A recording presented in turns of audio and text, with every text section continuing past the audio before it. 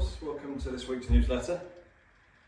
Hope you're still getting out and playing some golf. Looks like autumn is unfortunately just about arriving, but that also is a fantastic time to not put your clubs away, but actually draw on your frustrations, if there was any, from the season, and motivate you to make some fundamental changes, maybe in your setup, maybe in your golf swing through this winter period.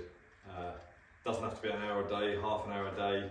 It could be as little as 5 or 10 minutes in front of a reflection or in front of a video camera, just trying to slowly but surely improve a part of your golf swing that you know is possibly causing the faults, or that you come and see us about, and we try and actually give you some guidance as to where the, if you like, the evil is in your golf swing and what's causing that particularly bad shot that's causing you a 6, 7, 8, 9 on the scorecard.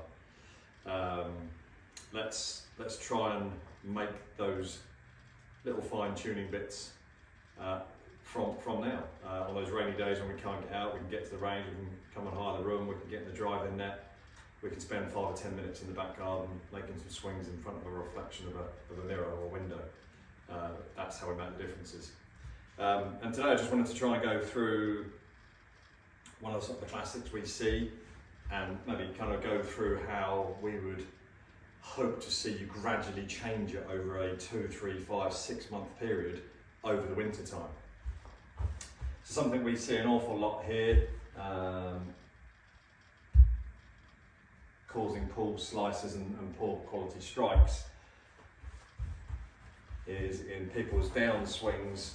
We generally see the club stand up too steeply, club gets out in front of them too much, and then the club is travelling down very steeply towards the golf ball and towards the ground, which inevitably tends to leave the club face open, cause steep strikes, toe strikes, loss of distance because of that. So if you feel that sort of character, or if you videoed your swing and you sort of see your club kind of quite vertical towards the ground and the sky as you're swinging down, as opposed to maybe just the end of the shaft pointing at your golf ball or just outside it, setting the club on a better plane into impact to get that straighter ball flight, to get that better flight, to get that more distance, better quality strikes, all of the above, if you like.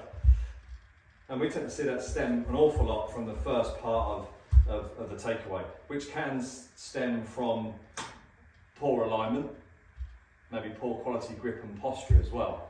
But if all those are in a reasonable position, we still then have to train out what's been trained in. So we can get everyone setting up nicely, but we might find that the club goes away from the ball, and we're tending to see that club maybe open up away from the ball, and the club head works slightly inside. And then from there, it might be a reasonable length of backswing, it might be sort of doubled up with some loss of control at the top and collapsing of your width at the top of the backswing. But the net result from there is generally we see the club go this way. So let's just try and work on those 5 to 10 minutes when we're sitting there in a winter evening thinking, should be doing something with myself rather than sat in front of the TV. That's when we can grab time to make a few practice swings, can be done inside. Repetition consistently is what makes the changes, not once, one visit a week to the range for an hour and a half. You're better off doing 5 to 10 minutes in a room, setting up to a golf ball or a tee peg on the floor. That's going to make bigger differences and quicker differences. So getting back to it, so rather than seeing that club disappear off inside, I want to just try and see that club work away from the ball on a much straighter line.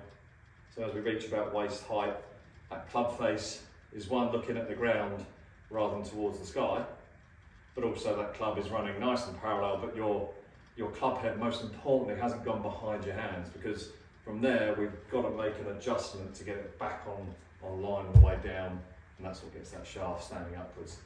So that's just a simple drill you can do for 5 minutes. Away correctly, swing to shoulder height, and as we swing down, let's just try and make sure that shaft is pointing down at your golf ball on a nice approximate 45-degree angle. Therefore we can approach the golf ball from the correct path and the correct angle attack. But most importantly, as we're a little bit shallower into the ball, especially as we move into the longer clubs, that club face isn't going to come back open, it's going to come back nice and square naturally. Again, assuming that all your fundamentals are in a reasonable position. Okay? So club, get yourself set up correctly. Club away, let's make sure it doesn't go inside.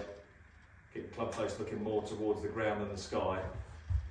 And as we start that downswing, let's just try and drop that club down so the butt of the club is pointing down at your target line, or if anything, especially from where you've come from, being too steep, let's just try and exaggerate it and get it pointing a little bit more outside your target line.